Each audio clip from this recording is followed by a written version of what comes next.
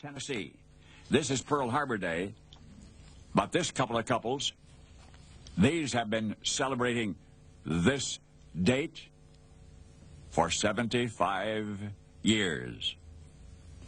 For what it's worth, did you hear from Johannesburg, South Africa, where a shoplifter stole a mobile phone and stuffed it into his underpants? And when the police officers were summoned, all they did was telephone the missing mobile phone. Then they just followed the ringing. Well, now wait, that's not all. Hold the phone. A shoplifter in Serrano, Italy, in a supermarket, was arrested because he would not stop hopping around. He just kept hopping around at the checkout counter. He'd stuffed down the front of his trousers a frozen turkey. Paul Harvey, good day. Paul Harvey News and Comment is a service of ABC News.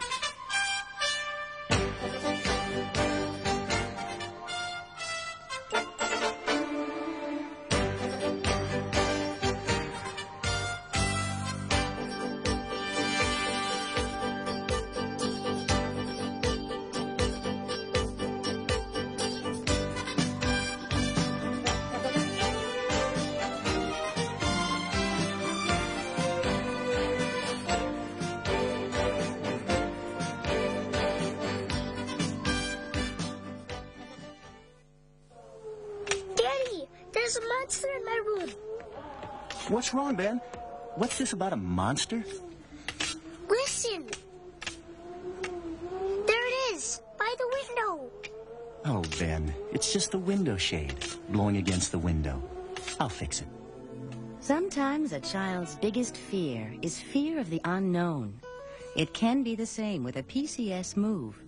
Children can imagine the worst when they don't understand why they have to move and what's going to happen when they get there. So it's important to spend some time with them learning about the new location, at your library, and with materials from your relocation assistance program. Then, encourage your children to get involved in group activities as soon as you arrive. That will help ease the transition to their new surroundings. Thanks, Daddy. I feel better now.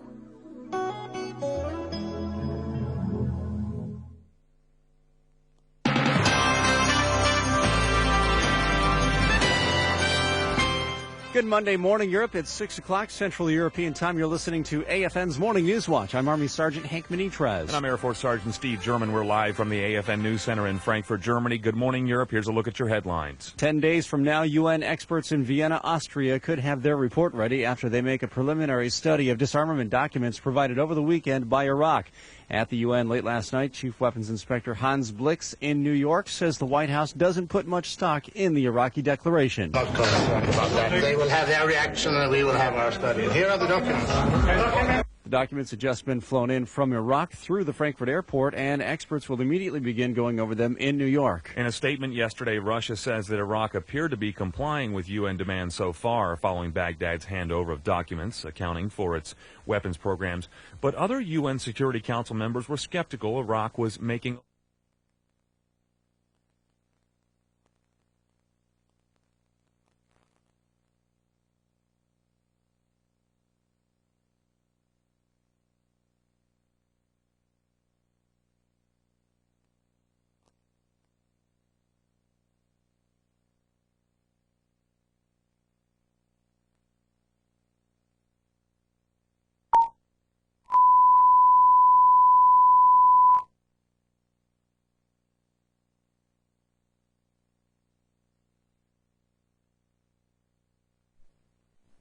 It's going to be a little easier parking at many of the nation's airports. The federal government will reopen many parking lots Monday that have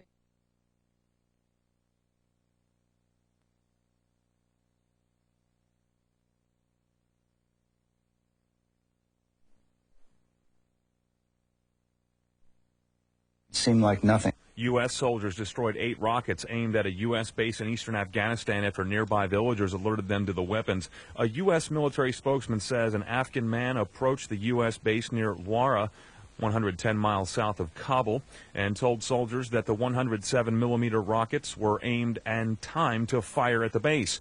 Other villagers then led U.S. Special Forces and infantry units to the launch site about 3 miles southwest of the base on the Pakistani border.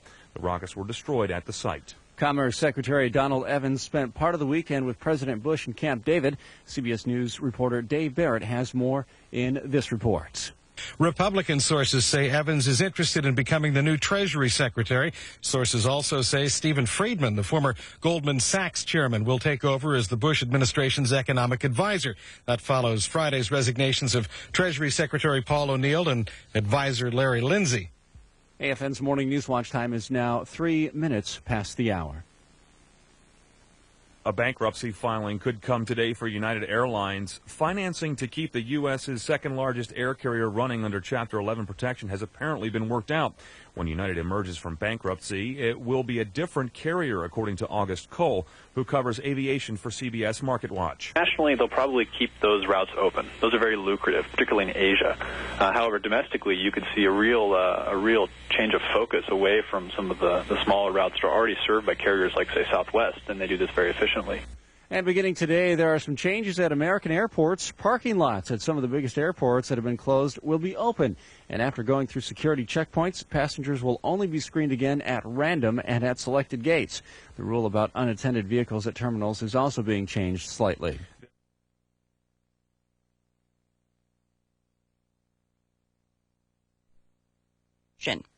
This is NPR News.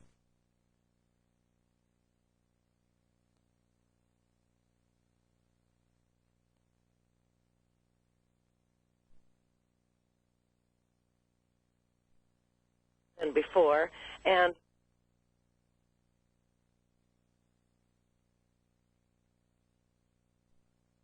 could change depending on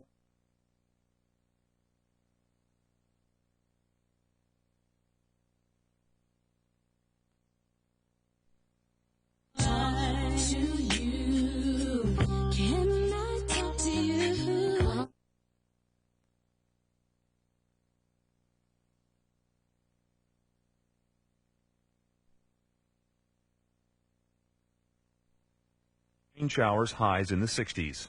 And in today's exchange rates, the U.S. dollar buys 0.9695 euros, and 1 British pound costs $1.61. Morning Newswatch time is 5 past the hour. In our World Wrap, Iraq's massive dossier detailing its chemical, biological, and nuclear programs arrived yesterday at UN headquarters. Weapons inspectors began combing through the report to determine whether Baghdad is complying with UN resolutions. Western officials expected Saddam Hussein to employ a charm offensive to try to convince the world he has changed his ways in an effort to avoid a U.S.-led war that might end the Iraqi leader's 23-year rule. Saddam hasn't disappointed. The Iraqi leader has made some key political moves in recent days, including an attempted apology to Kuwait, the country Iraq invaded in 1990. Hardline Iranian lawmakers stormed out of Parliament Sunday after reformists called for a referendum to protest conservative power over institutions such as the police and judiciary. One reformist made his appeal during an open session of Parliament, aired live on state-run Tehran radio, a day after students urged the legislature to push for a referendum. That's your World Wrap at 6 minutes past the hour. The president of Venezuela is threatening to take over his country's private gas delivery companies. The AP's Carlotta Bradley has more on that. Hugo Chavez has sent troops to force gas stations to open. Gas is growing more scarce due to a strike that has shut down production in the world's 5th largest oil producer. In other international news, Serbia failed for a second time to elect a president as too few voters showed up to cast ballots yesterday, deepening a political crisis in the dominant Yugoslav republic. The state electoral commission says turnout was about 45% of 6.5 million eligible voters, below the required 50% and slightly less than when the vote failed in October. The Serbian constitution does not allow for another runoff until it's unclear it's unclear what will happen after yesterday's vote was declared invalid. Thieves broke into Amsterdam's Van Gogh Museum and made off with 2 works by the 19th century master less than a week after a multi-million-dollar gem heist from a Dutch diamond exhibition. The value of the oils is not known, but major works by Vincent van Gogh sell for millions of dollars. Saturday's second-story heist was the second theft from the museum in 10 years. The Amsterdam collection holds the world's largest Van Gogh display, more than 200 paintings and drawings. By the time police got to the scene, thieves had already vanished. Painter and sculptor Keith Tyson, whose playful artwork is inspired by scientific theories and often ponders the role of computers in the modern world, won Britain's prestigious Turner Prize yesterday. Among Tyson's works are a computer which generates random artistic ideas and prompted him to create lead casts of every item on a Kentucky Fried Chicken restaurant's menu. Some lawmakers are recommending the government have a cabinet-level director of national intelligence. Senator Bob Graham says that's one suggestion from a congressional committee that looked into intelligence gathering before the 9/11 attacks. We will make about 20 recommendations. That is certainly one of the most important, but others relate to how we should go about the process and the timing of strengthening our internal intelligence collection. The Florida Democrat was on CBS's Face the Nation. Utility crews are working nonstop to get the power back on for people in Tennessee. This is Pearl Harbor Day, but this couple of couples, these have been celebrating this date for 75 years. For what it's worth, did you hear from Johannesburg, South Africa, where a shoplifter stole a mobile phone and stuffed it into his underpants? And when the police officers were summoned, all they did was telephone the missing mobile phone. Then they just followed the ringing. Well, now wait, that's not all. Hold the phone. A shoplifter in Serrano, Italy, in a supermarket, was arrested because he would not stop hopping around. He just kept hopping around at the checkout counter. He'd stuffed down the front of his trousers a frozen turkey. Paul Harvey, good day. Paul Harvey News and Comment is a service of ABC News.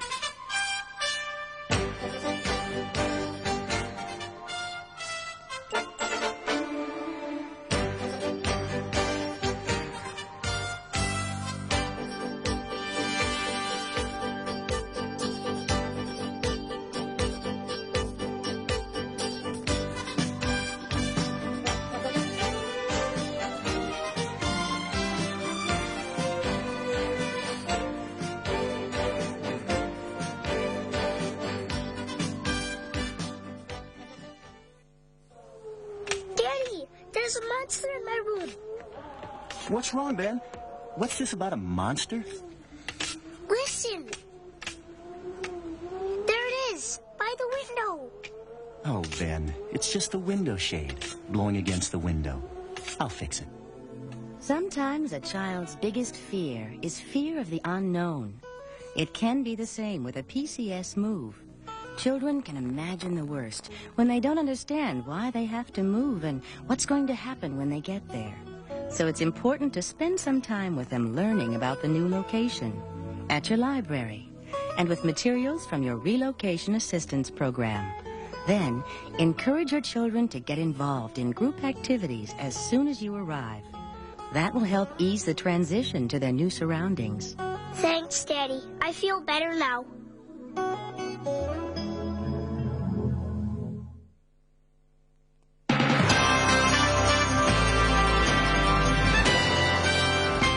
Good Monday morning, Europe. It's 6 o'clock Central European Time. You're listening to AFN's Morning Newswatch. I'm Army Sergeant Hank Minitrez. And I'm Air Force Sergeant Steve German. We're live from the AFN News Center in Frankfurt, Germany. Good morning, Europe. Here's a look at your headlines. 10 days from now, UN experts in Vienna, Austria could have their report ready after they make a preliminary study of disarmament documents provided over the weekend by Iraq. At the UN late last night, Chief Weapons Inspector Hans Blix in New York says the White House doesn't put much stock in the Iraqi declaration. Not concerned about that. They will have their reaction and we will have our study. And here are the documents. The documents have just been flown in from Iraq through the Frankfurt airport, and experts will immediately begin going over them in New York. In a statement yesterday, Russia says that Iraq appeared to be complying with UN demands so far following Baghdad's handover of documents accounting for its weapons programs. But other UN Security Council members were skeptical Iraq was making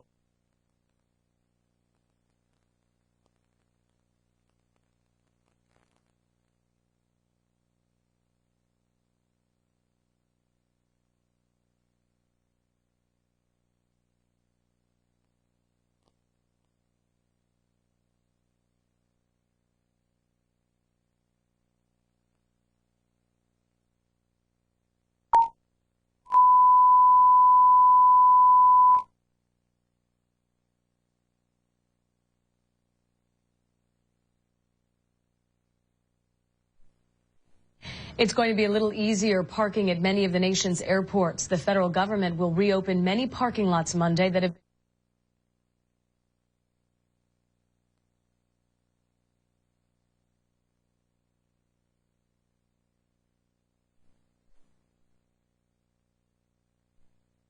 seemed like nothing. U.S. soldiers destroyed 8 rockets aimed at a U.S. base in eastern Afghanistan after nearby villagers alerted them to the weapons. A U.S. military spokesman says an Afghan man approached the U.S. base near Wara, 110 miles south of Kabul, and told soldiers that the 107-millimeter rockets were aimed and timed to fire at the base. Other villagers then led U.S. Special Forces and infantry units to the launch site about 3 miles southwest of the base on the Pakistani border. The rockets were destroyed at the site. Commerce Secretary Donald Evans spent part of the weekend with President Bush in Camp David. CBS News reporter Dave Barrett has more in this report.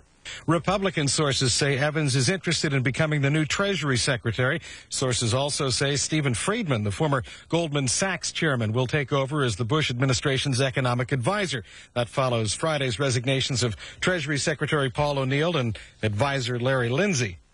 AFN's morning Newswatch time is now 3 minutes past the hour.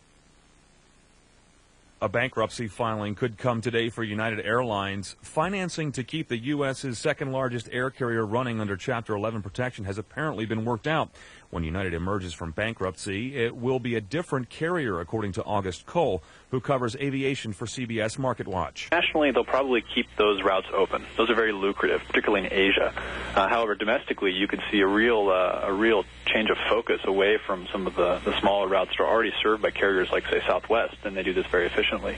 And beginning today, there are some changes at American airports. Parking lots at some of the biggest airports that have been closed will be open. And after going through security checkpoints, passengers will only be screened again at random and at selected gates. The rule about unattended vehicles at terminals is also being changed slightly.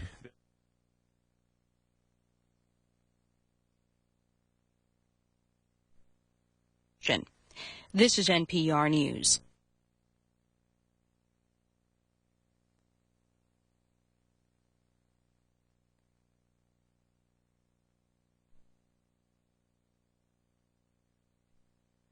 And before, and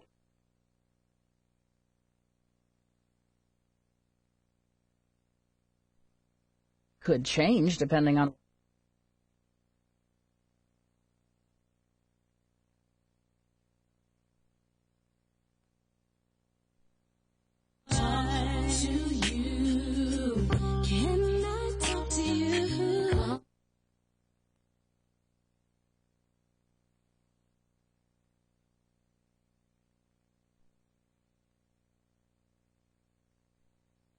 showers, highs in the 60s. And in today's exchange rates, the U.S. dollar buys 0.9695 euros, and 1 British pound costs $1.61. Morning Newswatch time is 5 past the hour. In our World Wrap, Iraq's massive dossier detailing its chemical, biological, and nuclear programs arrived yesterday at UN headquarters.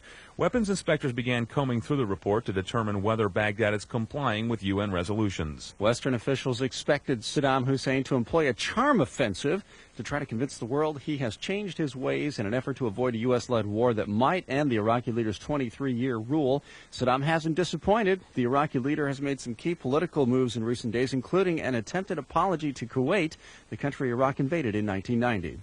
Hardline Iranian lawmakers stormed out of parliament Sunday after reformists called for a referendum to protest conservative power over institutions such as the police and the judiciary. One reformist made his appeal during an open session of Parliament, aired live on state-run Tehran radio, a day after students urged the legislature to push for a referendum. That's your World Wrap at 6 minutes past the hour. The president of Venezuela is threatening to take over his country's private gas delivery companies. The AP's Carlotta Bradley has more on that. Hugo Chavez has sent troops to force gas stations to open. Gas is growing more scarce due to a strike that has shut down production in the world's 5th largest oil producer. In other international news, Serbia failed for a second time to elect a president as too few voters showed up to cast ballots yesterday, deepening a political crisis in the dominant Yugoslav republic. The state electoral commission says turnout was about 45% of 6.5 million eligible voters, below the required 50% and slightly less than when the vote failed in October. The Serbian constitution does not allow for another runoff until it's unclear it's unclear what will happen after yesterday's vote was declared invalid. Thieves broke into Amsterdam's Van Gogh Museum and made off with 2 works by the 19th century master less than a week after a multi-million-dollar gem heist from a Dutch diamond exhibition. The value of the oils is not known, but major works by Vincent van Gogh sell for millions of dollars. Saturday's second-story heist was the second theft from the museum in 10 years. The Amsterdam collection holds the world's largest Van Gogh display, more than 200 paintings and drawings. By the time police got to the scene, thieves had already vanished. Painter and sculptor Keith Tyson, whose playful artwork is inspired by scientific theories and often ponders the role of computers in the modern world, won Britain's prestigious Turner Prize yesterday. Among Tyson's works are a computer which generates random artistic ideas and prompted him to create lead casts of every item on a Kentucky Fried Chicken restaurant's menu. Some lawmakers are recommending the government have a cabinet-level director of national intelligence. Senator Bob Graham says that's one suggestion from a congressional committee that looked into intelligence gathering before the 9/11 attacks. We will make about 20 recommendations. That is certainly one of the most important, but others relate to how we should go about the process and the timing of strengthening our internal intelligence collection. The Florida Democrat was on CBS's Face the Nation. Utility crews are working nonstop to get the power back on for people in the Carolinas. Ann Sheffield is a spokeswoman for Duke Power in North Carolina. They are working 24 hours a day. We've got a number of outages. We've made a lot of progress since the storm hit, but we've got a lot of more work in front of us, so our crews are out around the clock. National Guard volunteers are going door to door showing people how to heat their homes safely. That's after 2 people died from carbon monoxide poisoning while trying to keep warm. More than 200 people have gotten medical help for the poisoning since a storm last week downed trees and power lines. And in some other news across the nation, temperatures dropped to record lows in parts of the northeastern United States yesterday, while a cold front pushing through the Great Lakes and the Northeast dumped snow on central New York State and Michigan. In Washington, D.C., a record low of 14 degrees set in 1977, broken with a morning low of 13 degrees. The mercury dropped to 12 degrees in Harrisburg, Pennsylvania, breaking a record low there of 15 degrees, which was set back in 1906. In the southeast, easterly winds were bringing scattered showers to the southern tip of Florida. In the southwest, rain fell over much of western and southern Texas and New Mexico, with showers turning to snow in the upper elevations of New Mexico. It's going to be cold here today in Europe as well. When AFN Morning Newswatch continues, we'll have today's European weather forecast, U.S. dollar exchange rates, along with business and financial news. And, everybody's away from home. It's the holiday seasons. Makes me feel great that I can do something back for them. Enjoying creature comforts while deployed. The time in Central Europe is now 10 minutes past the hour. Morning News Watch continues. Stay with us.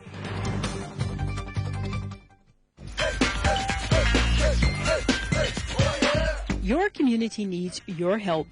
Yes, you, to make the Safe Neighborhood Awareness Program, or SNAP, a success.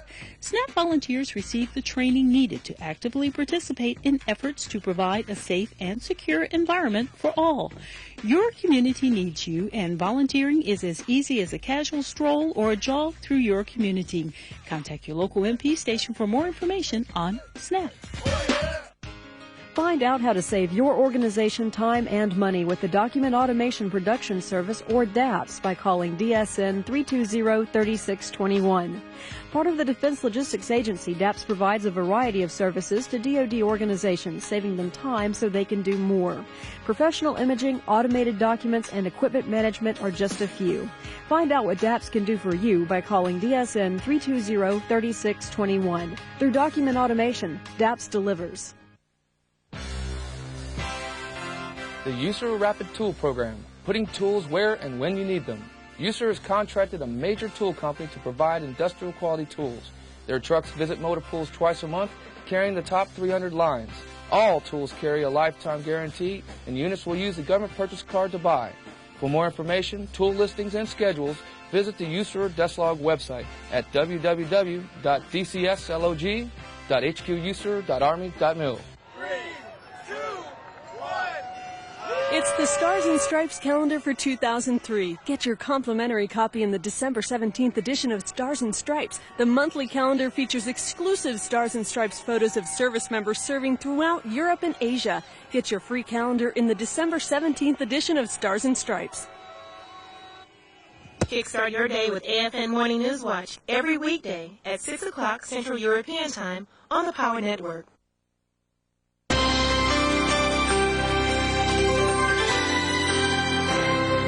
It's 6:12 Central European Time. I'm Air Force Sergeant Steve German with a look at your weather forecast. Bagram, Afghanistan, partly cloudy skies, highs in the mid-40s today.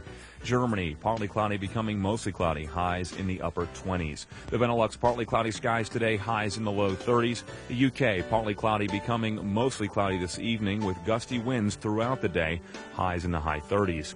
Spain, partly cloudy with light morning fog, highs in the low 60s. Norway, partly cloudy with fog in the morning, highs in the 20s.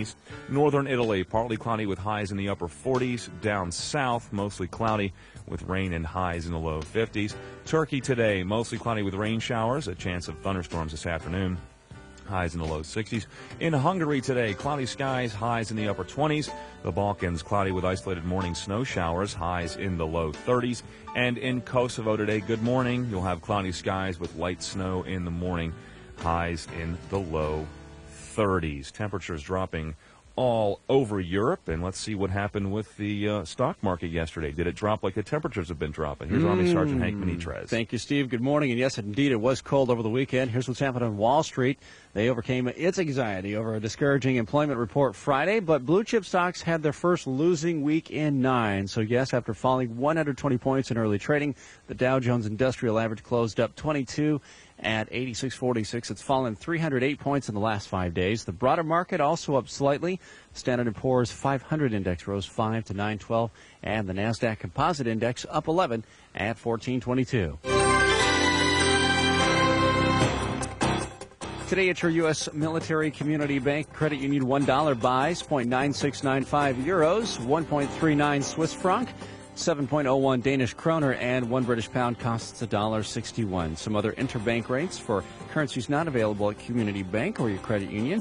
1 U.S. dollar buys 1,550,000 to Turkish lira, 30.93 Czech Republic crown, 236.10 Hungarian forint, and 3.99 Polish zloty. Well, you know, we did this whole Morning Newswatch on TV thing promotion last week. Well, Morning Newswatch on TV, the new feature we've been promoting, was supposed to kick off this morning at 6, but due to some unforeseen technical difficulties, we're unable to get it to you on your television's channel guide. We will have it on as soon as possible, so just stay tuned to your channel guide, and maybe you'll see our ugly faces this early in the morning. Speak for yourself. Here real shortly. We'll just have to wait and see. Hopefully we're going to get that technical issue straightened out here soon. We'll just have to wait and see. It's now 15 minutes past the top of the hour.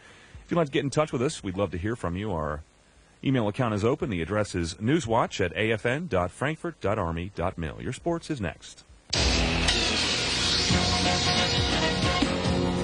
Now, the AFN Sports Page. Gannon has a big day, but Vic gets swashbuckled. Hello again, everybody. I'm Air Force Sergeant Tony Castro. Oakland took over sole possession of first place in the AFC West by beating San Diego 27-7. Rich Gannon set an NFL record with his 10th 300-yard game of the season. He just threw for 328 yards. Here's the QB on that record. I just think that we have a lot of talented players in the perimeter, and, you know, Charlie Garner continues to make plays, and Tyron Wheatley's going again now, and that's the way this business is. You know, sometimes things go in a different direction. You just have to be able to adjust and on the move, and I think we've been able to do that. LaDainian and Tomlinson rushed for 57 yards and 1 touchdown on 18 carries as he set the Chargers' single-season rushing record with 1,375 yards. In other NFL news, Brad Johnson threw for 276 yards and 4 TDs as Tampa Bay hammered Atlanta 34-10. Falcons QB Michael Vick completed only 12 of 25 passes for $125, and he also ran 5 times for just 15 yards. The New England Patriots spoiled Drew Bledsoe's return and damaged Buffalo's playoff hopes with a 27-17 win over the Bills. Steve Smith scored 3 times and had a career-high 313 yards in Carolina's 52-31 shootout win over Cincinnati. The Panthers 52 points are the most scored by an NFL team this season. A Hail Mary pass by Tim Couch to Quincy Morgan gave Cleveland a wild 21-20 victory at Jacksonville. Pittsburgh's Tommy Maddox turned the ball over 3 times, and each one resulted in a TD for the Texans as Houston beat the Steelers 24-6. The Tennessee Titans now control their own fate after Steve McNair threw for 237 yards and a touchdown in a 27-17 win over Indianapolis. The Titans swept the season series and now share the AFC South with the Colts at 8-5. The New York Giants blew most of a 17-point lead before pulling out a 27-20 win over Washington. The San Francisco 49ers clinched their first NFC West title since 1997 with the come-from-behind 31-27 win over Dallas. Terrell Owens caught 2 TD passes, including an 8-yard score with 12 seconds left for the winning TD. Dante Hall returned a kickoff and punt for touchdowns as Kansas City buried the St. Louis Rams 49-10. 2 bad NFL teams needed OT to determine which was worse. Bill Gramatica kicked a 42-yard field goal with 10:48 left in OT as the Cardinals snapped a 6-game losing streak with a 23-20 victory over the Lions. Detroit has lost 5 straight overall and 15 on the road. Deuce McAllister ran for 127 yards and 3 TDs, and the New Orleans Saints beat the Ravens 37-25. The Saints are now 9-4, while Baltimore is 6-7 and virtually out of the playoff picture in the AFC. Deuce Staley ran for 100 yards, and third-string QB A.J. Feely threw for 190 yards and 2 touchdowns as the Eagles beat Seattle 27-20. And the New York Jets kept their playoff hopes alive with a 19-13 comeback from behind win over Denver. And Brett Favre does it again. He rallied the Green Bay Packers to come back in the fourth quarter to beat the Minnesota Vikings, the final 26-22. That's your sports page. AmeriForce Sergeant Tony Castro, AFN Sports.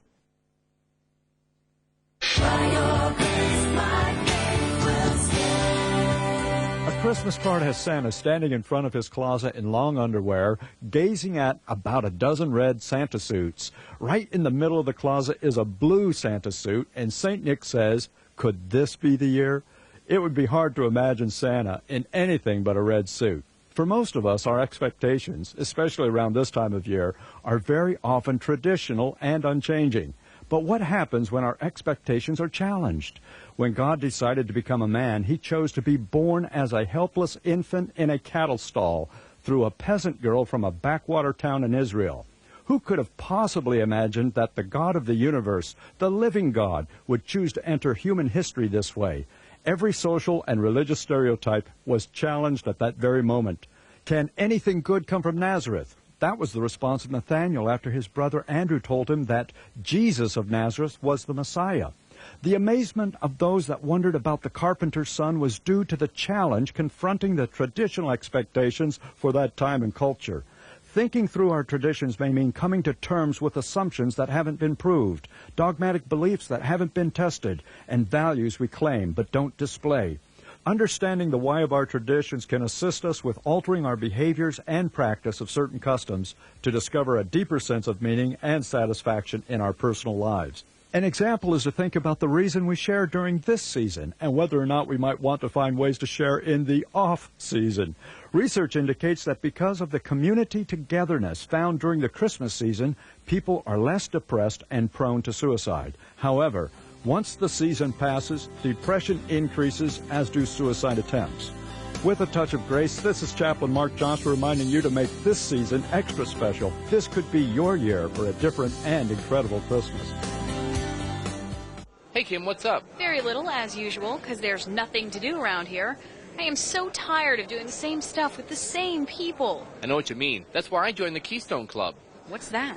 A leadership and service club. We elect officers, serve the community, and talk about careers and education. It's pretty cool to actually use your brain every once in a while. Sounds boring. Actually, it's not, because you get to hang out with people you normally wouldn't. Plus, it doesn't hurt to put it on your college applications. You can sign up over at Youth Services. Huh, check it out. Thanks. Sure, see you there.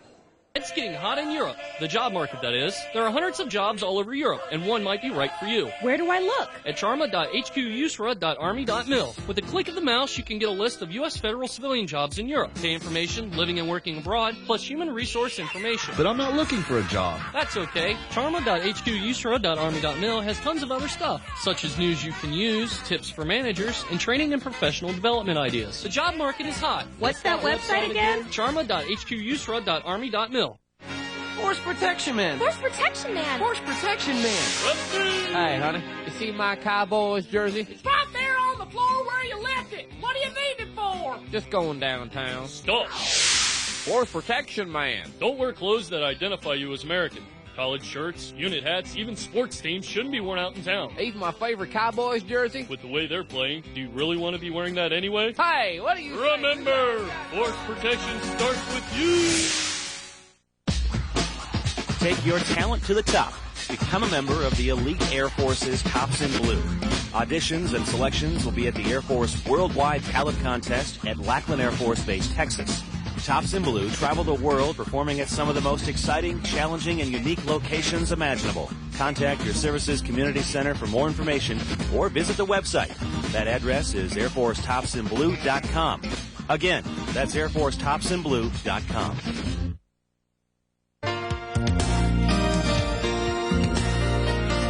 Good morning, Europe. 6:22 Central European Time on your cold Monday morning for many of us in Central Europe anyway. I'm Army Sergeant Hank Manitres. Good morning. And I'm Air Force Sergeant Steve German. Today's Monday, December 9th. In 1941, China declared war on Japan, Germany, and Italy. If you're celebrating a birthday today, happy birthday. You share your day with actor Dick Van Patten. He is 74 today. And singer Donny Osmond is 45. Don't forget Spartacus. I'm a little concerned that I even remember the Donnie and Marie show. That's a problem. Yes, I remember that too. You remember the skit he used to do called Captain Purple?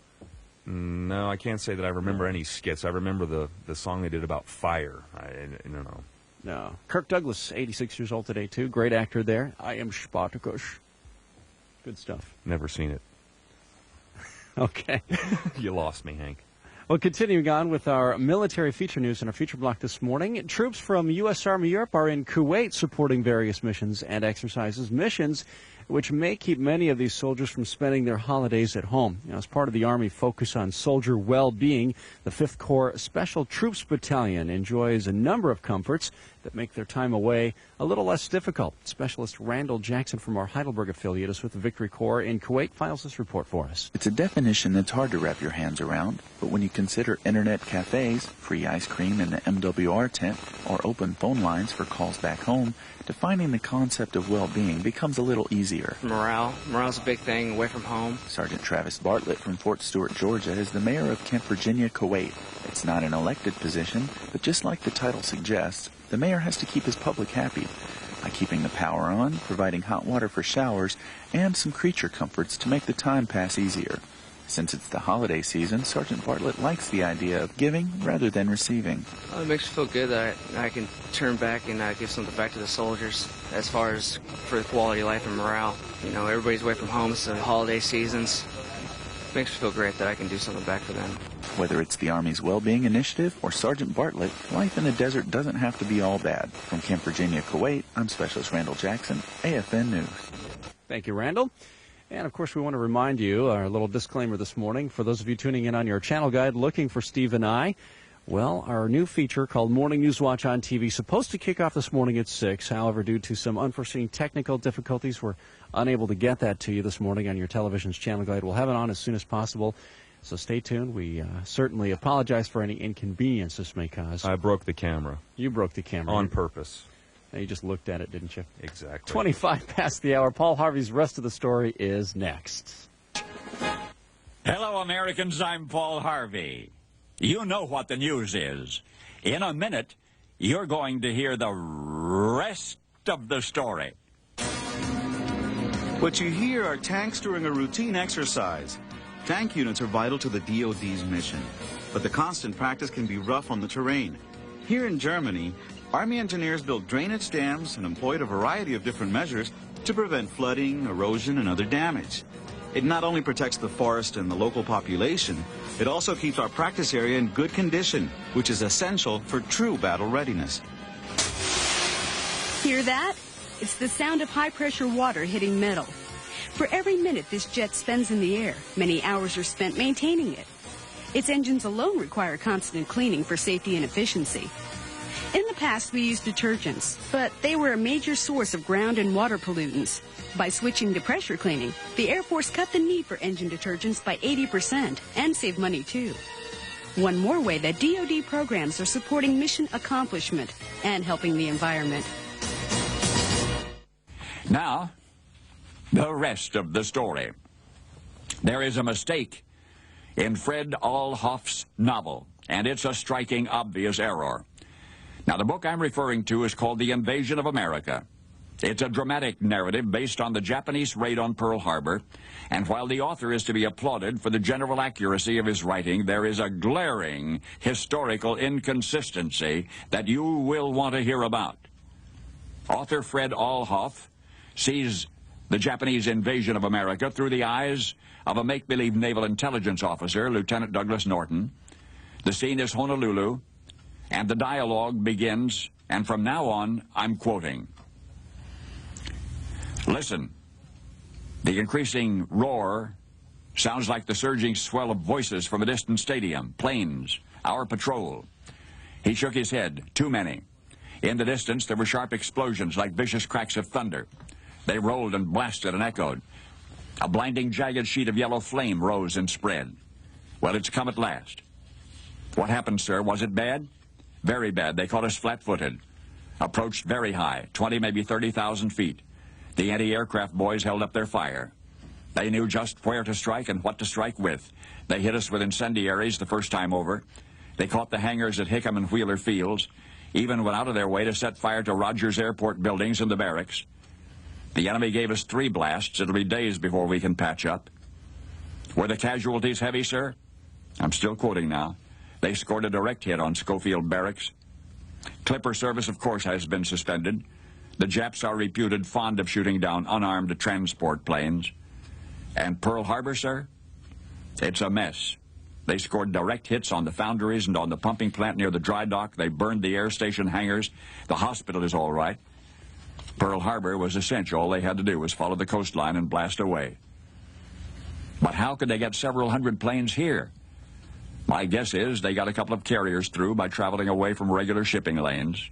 The President of the United States announced by radio to the country that America was at war with Japan, whose fleets, even then, were headed eastward.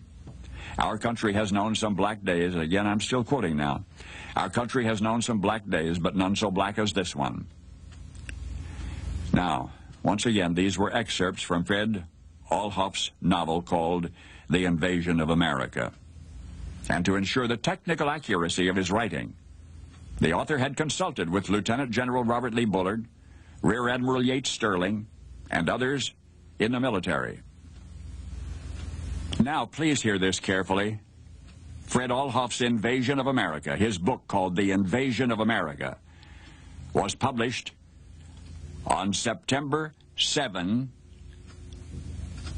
1940, precisely 15 months prior to the Japanese bombing raid on Pearl Harbor.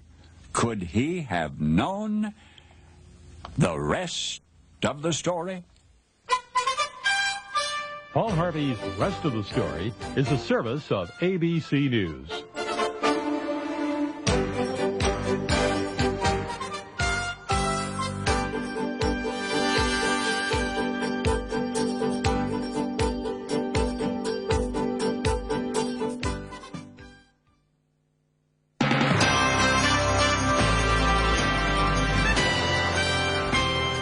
Good morning, Europe. It is 30 minutes past the top of the hour on your Monday morning. You're listening to AFN's Morning Newswatch. Good morning. I'm Army Sergeant Hank Manitrez. And I'm Air Force Sergeant Steve German. We're live from the AFN News Center in Frankfurt, Germany. Good morning, Europe. Here's a look at the headlines. Documents on disarmament are now delivered to the United Nations headquarters in New York. Other experts in Vienna, Austria have been going over the material and could have an analysis in a week and a half, but it may be tough to decipher. Here's CBS correspondent Mark Phillips in Baghdad. The Iraqi position amounts to the dog-ate-my-homework approach to the evidence question. They're saying effectively they did such a good job destroying their illicit weapons programs that they destroyed the evidence of that destruction as well. That's an approach they've tried in the past without success, and it's unlikely to work this time. Former U.S. President Jimmy Carter says there should be a way to avoid military action in Iraq. If Iraq does continue to comply completely, then I see no reason for the war, and I think it's certainly a good step forward. Nobody knows what to expect, though. Carter spoke in Norway, where he will receive the Nobel Peace Prize tomorrow. This voice is attributed to an al-Qaeda spokesman in an Arabic audio message posted on a militant website. The website features a statement attributed to al-Qaeda that threatens faster and harder strikes against the U.S. and Israel. A White House official calls the latest reported threat from al-Qaeda the same song, different day. The statement says Americans and Jews won't be safe anywhere and that the most vital centers will be hit with all possible means. Attacks are threatened on land, sea, and in the air. West African mediators will investigate an alleged slaughter in the Ivory Coast. The AP's Carlotta Bradley has more. Rebels say government troops killed 120 people in a village. They're threatening to pull out of stalled talks to end their uprising. A chief negotiator says mediators are horrified by the discovery of a mass grave in central Ivory Coast. The army and government deny any killing, saying the dead were rebels killed in combat. The government is also accusing rebels of mass killings. The mediators say they'll investigate both reports. 2 senior U.S. senators were briefed yesterday by American commanders participating in a military exercise in the Gulf nation of Qatar, and they say the troops appear ready for a possible attack on Iraq. Senator Joseph Biden, a Delaware Democrat who's the departing Foreign Relations Committee chairman, and Senator Chuck Hagel, a Nebraska Republican and committee member, visited General Tommy Franks and his battlefield planners at Qatar's Army base early yesterday morning and received classified briefings on exercise internal look. There's more than $1 billion in financing lined up now to keep United Airlines in the air. A bankruptcy filing at the world's #2 carrier could come today. The bankruptcy system is designed to preserve business as usual to the extent possible.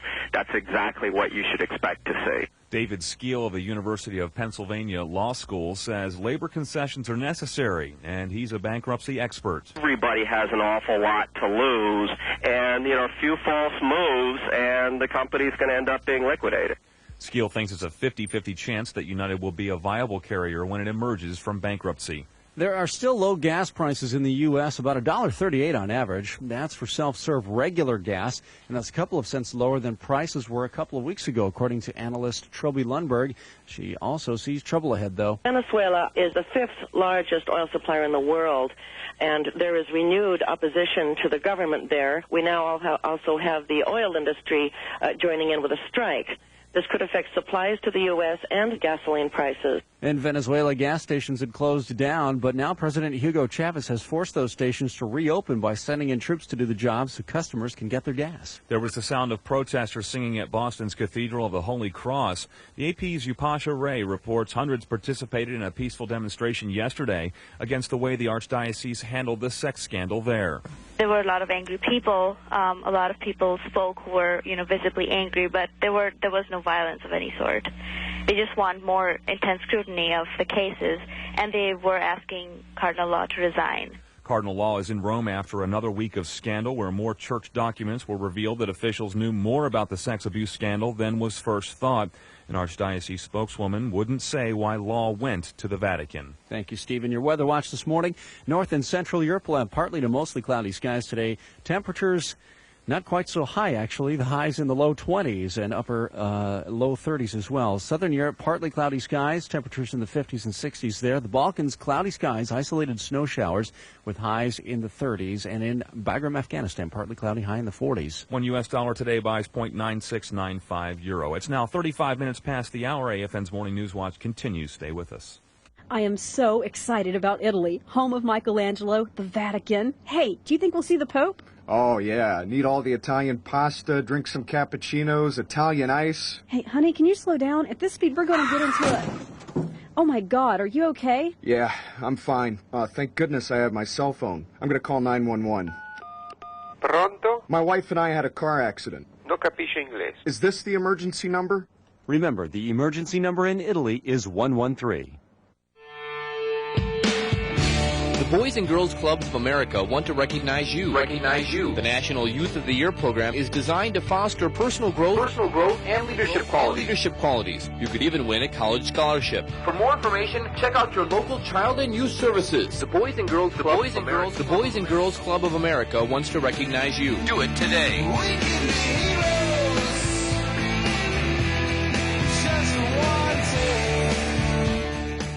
Okay, people, we're in trouble. We need a way to get single soldiers into a program. The program should let them know there's opportunities for soldiers to get out and make a difference in their community. Any ideas? Sir, how about the BOSS program? Better opportunities for single soldiers. They provide an active voice for single soldiers at the installation where they serve. How about this? The BOSS program. They provide an active voice for single soldiers at the installation where they serve. Excellent idea, sir. I just said that. Yes, but you didn't say, BOSS, an Army MWR program. Check to see if it's right for you. So you've traveled to Germany and you've got your car. Can't wait to drive as fast as you want.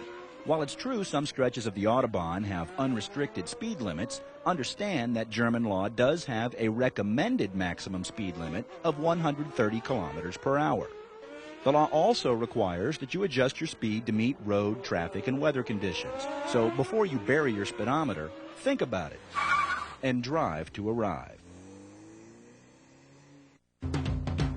You are listening to AFN Morning Newswatch on the Power Network.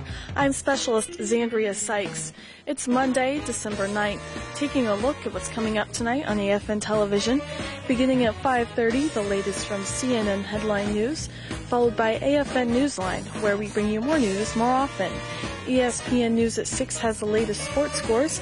Then at 6:30, it's back to Atlanta for more CNN Headline News.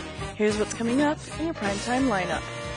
AFN Primetime tonight after 60 Minutes on JAG. We apologize and they keep our plane. A pilot crosses the line, keeping U.S. secrets out of enemy hands. Commander, there's a chance I may need counsel. Well, you have a gift for understatement, Lieutenant. Next on The Practice, Lois Lane divorces the Man of Steel. Your husband, Mrs. Muntz, is mentally ill. I'm Superman. And it leads to murder. AFN Primetime tonight. This is an Army Pentagon news break. From Washington, I'm Sergeant J.R. Williams. On December 3rd, General Montgomery C. Meigs released command of U.S. Army Europe Command to General B.B. Bell. As the change of command ceremony also marks General Meigs' retirement, it was no surprise that the Army's top soldier was there to honor the outgoing commander. Robert Buchwald reports. A combat veteran, several times over, a Cold War warrior, with 21st century vision. Monty Meigs is one of our most distinguished leaders. Army Chief of Staff General Eric Shinseki telling a crowded room just a few of General Meigs' many accomplishments. General Meigs learned warfighting in places like the Ashow Valley. We called it the Valley of Death in those days. And in places like Hill 937. Some of you will remember that as Hamburger Hill. The accolades given to Meigs were backed up by action, as today he also receives the Distinguished Service Medal. For her tireless work in various U.S. Army Europe communities, Mary Ann Meigs received the Distinguished Civilian Service Medal. General Meigs told the gathered crowd that while he appreciates the awards, there are more important things to take with you when you eventually enter the world as a civilian. The medals you get really don't mean that much. What's important are three things. The only three things you take away when you leave this outfit. The first is your reputation in the service for what you've done and for what you've been. The second is the moral center that only we as individuals and families can protect, and that moral center is family, faith, and friends. And the final thing is the memory you have of playing on the first team, of playing in the Super Bowls that the Army puts you in over the course of your career.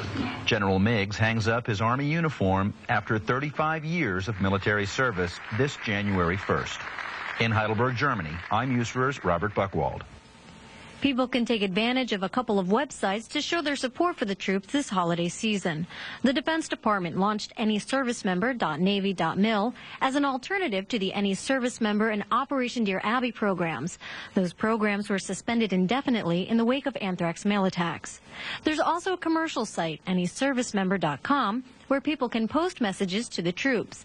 Dan Larson is the operations chief for the Military Postal Service Agency. And we do encourage personnel to take advantage of those sites. However, we caution that they should not put their name or address. They can reply to the emails, but don't provide the address for force protection concerns. Those web addresses again are anyservicemember.navy.mil and anyservicemember.com. Along with the electronic grams, military postal officials expect to handle tons of holiday mail from the States and overseas. Soldiers from Task Force Eagle paid a visit to an orphanage in Tuzla, Bosnia, to share the spirit of the season. Specialist Jessica Abner reports. Open arms and smiles greet soldiers from Task Force Eagle at a local orphanage. Armed with donated items like toys, clothes, and blankets, the soldiers' arrival is greatly anticipated. Army Sergeant Larry Cornwall even brought his guitar to sing a few songs. The kids like their uniformed visitors because they play games, sports, and read to them. Army Sergeant Glenn McLean explains. We come as goodwill for both the soldiers and the children. We really enjoy, as you can tell, all the children here. They're wonderful. It gives a feeling of home, like we're back with our children.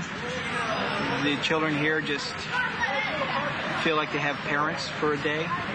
In a few short hours, the soldiers' kindness and goodwill brighten the children's day. Reporting from Eagle Base, Bosnia, Specialist Jessica Abner, Task Force Eagle, Public Affairs. College tuition costs top the list of priorities at this year's Army Family Action Plan Conference. As a result, a number of Army-affiliated organizations started offering scholarships and loans to ease the financial burden. Aid programs already in existence have started taking applications for the 2003-2004 scholarship season. The best way to start your search begins with calling the school liaison officer located on all Army installations. Groups helping students fund a college education include the Retired Officers Association, the American Legion, chapters of the Association of the United States Army, the Officers' Wives Club, and the Enlisted Wives Club. That's an Army Pentagon news break. From Washington, I'm Sergeant J.R. Williams.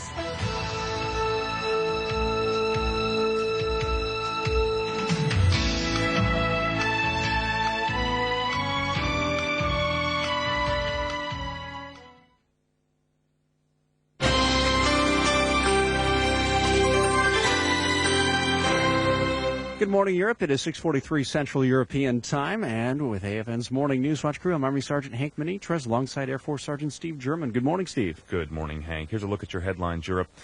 A senior Iraqi official challenged Washington yesterday to come up with evidence it claims to have that Baghdad still holds weapons of mass destruction. Why play this game, asked a top advisor to President Saddam Hussein. At the same time, the advisor told reporters that a huge new Iraqi arms declaration submitted to the United Nations on Saturday doesn't offer fresh Iraqi evidence to allay UN suspicions that Baghdad may retain weapons in two crucial areas, nerve agents and biological weapons. Cardinal Bernard Law facing rekindled calls for his resignation, and a rebellion of Boston area clergy was in Rome yesterday for a previously unannounced visit to the Vatican. A spokesperson refuses to discuss the purpose of Law's trip. An archdiocese financial panel has authorized Law to file for bankruptcy on behalf of the archdiocese, but would need permission from the Vatican before doing so. A man suspected of killing his girlfriend in Michigan and kidnapping his children from his ex-wife was arrested in Daytona, Florida, as he slept in his van at the beach. Officials say Patrick Michael Gleason was found Saturday after a tow truck driver recognized the vehicle from FBI alerts and called police. He's being held without bail. His children ages 3 and 5 were not in the van.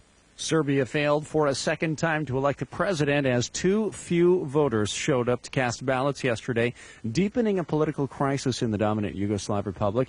The State Electoral Commission says turnout was about 45% of 6.5 million eligible voters, below the required 50% and slightly less than when the vote failed back in October. It's 45 minutes after the hour. Your sports page is up next as AFN's Morning Newswatch continues. Stay with us. Good morning.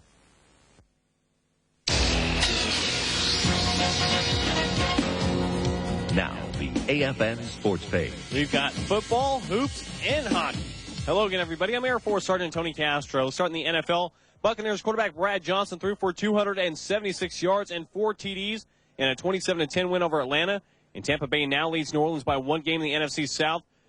Deuce McAllister ran for 127 yards and 3 TDs to lead the Saints over the Ravens 37-25. The Green Bay Packers edged the Minnesota Vikings 26-22 in a night game at Lambeau Field. Rookie Tony Fisher ran 14 yards for the winning TD with 1:06 left. This was Packers quarterback Brett Favre's 24th fourth-quarter comeback in his career. Rich Gannon and the Oakland Raiders are a game up on San Diego in the AFC West. Gannon threw for 328 yards in the Raiders' 5th straight win. This one 27-7 over the Chargers. Denver's fallen 2 games behind the Raiders with a 19-13 loss to the New York Jets. The New England Patriots grabbed the AFC East lead while spoiling Drew Bledsoe's return to Foxborough. Tom Brady threw for 183 yards and a pair of TDs as the 8-5 Patriots down the Buffalo Bills 27-17. A.J. Feely threw for a pair of TDs, and Deuce McAllister ran for another to carry the Eagles over the Seahawks 27-20. The Browns edged the Jaguars in a last-second Hail Mary that gave Cleveland a much-needed 21-20 win over Jacksonville. Houston returned 3 Tommy Maddox turnovers for touchdowns to beat the Steelers 24-6. San Francisco's wrapped up the NFC West with a 31-27 win over Dallas. Tennessee and Indianapolis are now tied for the AFC South lead at 8-5 after the Titans beat the Colts 27-17. The Titans control the tiebreaker after sweeping the season series. Dante Hall returned to kickoff and punt for touchdowns while Kansas City was ripping St. Louis 49-10. The New York Giants beat the Washington Redskins 27-21 to sweep that season series. Rodney Peete threw for a season-high 319 yards and 3 touchdowns as Carolina outscored Cincinnati 52-31. And Bill Grammatica's field goal gave Arizona a 23-20 overtime win over Detroit. Checking out the NHL now, Boston skates past the Rangers 4-1. Edmonton blanks Atlanta 3-0. Detroit needs overtime to get past St. Louis 4-3. Anaheim 3, Nashville 0. And Chicago win over Tampa Bay 3-1. Top 25 men's college basketball. Notre Dame, who's unranked, beat number 2 Texas 98-92. Number 8 Florida win over South Florida 68-52. Number 9 Maryland 93. George Washington 82. Unranked Nebraska over number 20 Minnesota 80-60. And 21st ranked Michigan State win over Cleveland State 79-47. In the NBA, Portland win over Toronto 104-91. Vancouver easily takes care of Phoenix 102-94. Sacramento beats San Antonio 104-80. And the Lakers win over Utah 110-101. And in college football, the BCS has officially announced that top-ranked Miami and number 2 Ohio State will play for the national championship at the Fiesta Bowl on January 3rd. The BCS also announced that 5th-ranked USC will battle number 3 Iowa in the Orange Bowl on January 2nd. One day after 7th-rated Washington State takes on number 8 Oklahoma in the Rose Bowl. That's your sports page. I'm Air Force Sergeant Tony Castro, AFN Sports. www.navier.navy.mil.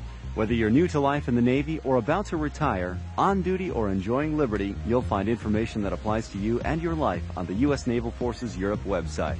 Log on and get the facts on bases and installations, ports of call, employment, education, Navy news, and more.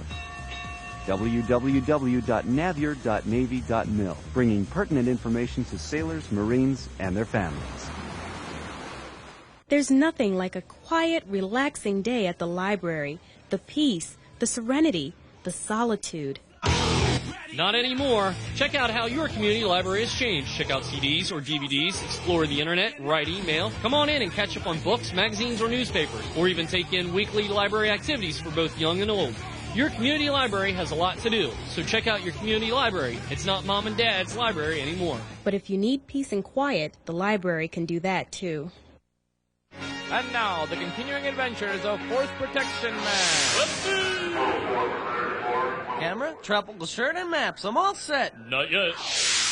Where's your travel buddy? Force Protection Man. But why do I need a travel buddy? It's part of Force Protection. Travel with a buddy and learn key phrases of the places you're going to visit. Thanks, Force Protection Man. Anything else? What's with the tablecloth? That's a shirt. Oh, sorry. My work is done here. Farewell, and remember, Force Protection starts with you! Guess where I'm escaping to this weekend? Where? I'm going skiing at AFRC. Awesome, but wait, you don't know how to ski. No worries. AFRC's got it covered. They have a special package designed for people who've never skied or snowboarded before. It includes a 2-night stay at the Garmisch Resort and even includes a 1-day beginner lesson. Yo, dude, I'm hitting the snow. Don't miss AFRC's Just Say Snow package. For more information, call DSN 440-2575. That's DSN 440-2575. Many of the great changes in the history of astronomy have been driven by changes in technology. This is Earth and Sky, and that was Timothy Ferris, a professor at the University of California at Berkeley, and author of a recent book about the role of amateurs in astronomy. He told us that for much of the 20th century, professional astronomers with access to big telescopes made most of the big discoveries. But in the past few decades, amateurs have done important work using small, inexpensive telescopes coupled with digital cameras that make the little telescopes more powerful than the big telescopes of 50 years ago. So just as a technological change drove the ascendance of professionals in the 20th century, we're seeing in the 21st century that amateurs are able to get back in the game as they were in previous centuries.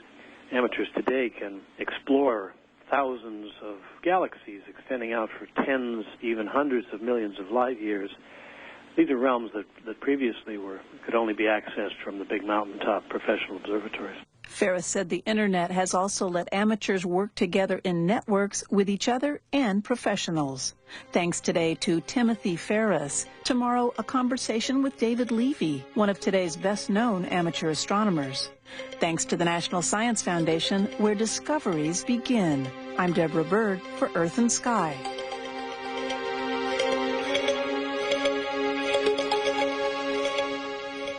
The Osgood File.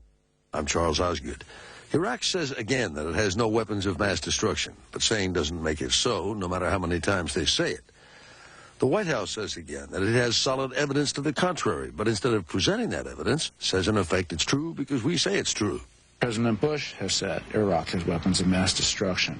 Tony Blair has said Iraq has weapons of mass destruction. The experts have said they do. Iraq says they don't. You can choose who you want to believe. Is that enough, though, to leave it at that? There may be valid reasons why President Bush doesn't want to show his hand at this point, not to compromise intelligence sources by revealing how we know what we know, or perhaps to wait and see what Iraq's declaration of its arms looks like. This will come this weekend. Catching him in a lie would bolster the case for war, but some feel the United States at this point is arguing that Saddam is lying about this because he always lies.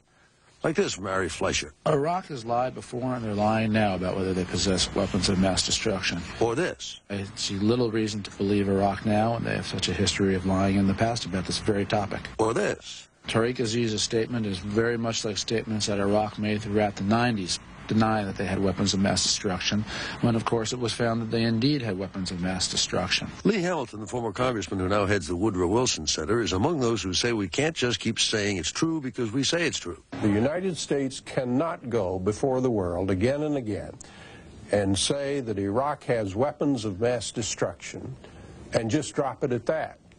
We have to come forward with some kind of credible evidence. It will take time to study Iraq's declaration and see what's included and what's left out before taking the next step. By that time, Secretary of Defense Rumsfeld is willing to hope out loud. They could decide that the game's up and Saddam Hussein and his family could leave the country, which would be a nice outcome. The Osgood File. Charles Osgood on the CBS Radio Network. And now, a list of the most difficult things to start over. Your first airborne jump. Rethinking your high and tight hairstyle after the barber's already started. Next. And finally, quitting smoking again after you've slipped up and had another cigarette. The truth is, starting over if you're trying to quit smoking simply means starting over. No pain, no guilt. Just stay with your commitment to be a non-smoker. You are listening to AFN Morning Newswatch on the Power Network. I'm Specialist Zainaria Sykes with your weather watch for Monday, December 9th. In Bagram, Afghanistan today, partly cloudy with highs in the mid-40s. In Germany, partly cloudy, becoming mostly cloudy, highs in the upper 20s. In the United Kingdom, partly cloudy, becoming mostly cloudy this evening with gusty winds throughout the day, highs in the high 30s. Spain will be partly cloudy with light morning fog, highs in the low 60s. In Norway today, partly cloudy with fog in the afternoon, highs in the 20s. Northern Italy will be partly cloudy with highs in the upper 40s. Down south, mostly cloudy with rain and highs in the low 50s. The Balkans will be cloudy with isolated morning snow showers and highs in the low 30s. In Kosovo, cloudy with light snow in the morning and highs in the low 30s. And in today's exchange rates, $1 buys 0.9695 euros and 1 British pound costs $1.61. I'm Patrick Singleton at Bloomberg Radio in Tokyo. Here in Japan, we're a few minutes away from the final bell, and exporters like Sony are leading a rise on optimism the Bush administration's new economic team will speed up implementation measures to spur U.S. growth. But companies that depend on the health of the domestic economy, such as NTT Docomo and other banks, have seen declines. They're dropping on concerns that a government report due out later today on machinery orders may show the world's second-largest economy slipping back into a recession. The Nikkei 225 is mixed but slightly higher, up 0.1% at 88.71. Over in Korea, Samsung Electronics is leading a fall after the central bank said the economy will grow at a slower pace next year. Over in Australia, the ASX has fallen 0.1% to 30.23. ANZ Bank is leading declines, while in Singapore and Hong Kong, the markets are also seeing declines today. Right now, one US dollar buys you 122.88 yen, while the dollar buys you 1.01 cents against the euro. S&P futures down 3 points, Nasdaq futures down 4.5 points. And that's a Bloomberg Market Minute. Here's something to keep your eye on, brought to you by Prevent Blindness America, the nation's leading volunteer eye health and safety organization. Basketball, baseball, tennis, even bicycling can cause blinding injuries. Luckily, 90% of sports-related eye injuries are preventable. Eye safety equipment can save sight. Use the right eye safety equipment for your whole family. For more information, call Prevent Blindness America at 1-800-331-2020. The Supreme Court has agreed to hear two cases that pose this question: is diversity in higher education a worthy public goal? I'm Steve Roberts, and this is the ABC News Journal. In the famous Bakke case 24 years ago, the Supreme Court established guidelines for affirmative action programs in higher education. No, the court said, strict numerical quotas for minorities were against the law. Yes, the justices added, diversity was a proper goal and could be pursued by carefully crafted measures. But opponents of affirmative action have continued to chip away at that principle. And now the court will hear two cases from the University of Michigan that challenge the Bakke ruling. To my mind, the choice is clear. Diversity should be preserved, and I speak from experience. I've been a professor at George Washington University for 13 years, and it's obvious to me that the benefits of affirmative action extend far beyond the students who are admitted to college, partly because they represent an ethnic or racial minority. The rest of the students profit just as much, perhaps even more so. I think of a student of mine who has an Arabic name and a dark complexion. Long before 9/11, she wrote a story in a writing class about what it's like to be her, to walk through an airport and be searched routinely, even though she was born in California and is a loyal American. Every student in my class learned something from her, something profound. And that's why the court should preserve diversity as a goal in higher education. I'm Steve Roberts, ABC News. No need for research. I'm Michael Weinfeld with the Entertainment Report. Susan Orlean. Nice to meet you. Meryl Streep feels a teensy bit guilty about not meeting with author Susan Orlean before playing her in adaptation. Streep didn't feel the need to hang out with Orlean because the movie's hardly a documentary. I knew that this wasn't about the real Susan Orlean, and I know enough people who are writers, so I had some points of reference from which to draw. I had 5 Quaaludes and 3 tequila shots. It wasn't hard for Billy Crystal to come up with that voice he uses and analyze that when he pops some pills. Crystal jokes that he swallowed the real thing to get into the scene. I just stopped this part of my mouth, and we did. I started playing around with it, went to him, started talking like this, and then wrote the scene, and we improvised a great deal that night and ate a lot of noodles, and it worked and was... Lundberg, but she also sees trouble ahead. Venezuela is the 5th largest oil supplier in the world, and there is renewed opposition to the government there. We now also have the oil industry joining in with a strike. Watch on TV, a new feature we've been promoting the past few weeks, was supposed to kick off this morning at 6, but due to some unforeseen technical difficulties, we're unable to get it onto your television's channel guide. We'll have it on as soon as possible, so please stay tuned to that. In your weather watch this morning, North and Central Europe, partly to mostly cloudy skies. Today's highs, not quite so high, in the 20s as a matter of fact. Southern Europe, partly cloudy skies, highs there in the 50s and 60s. And in Turkey, mostly cloudy with some rain showers expected today, highs in the 60s. Today's U.S.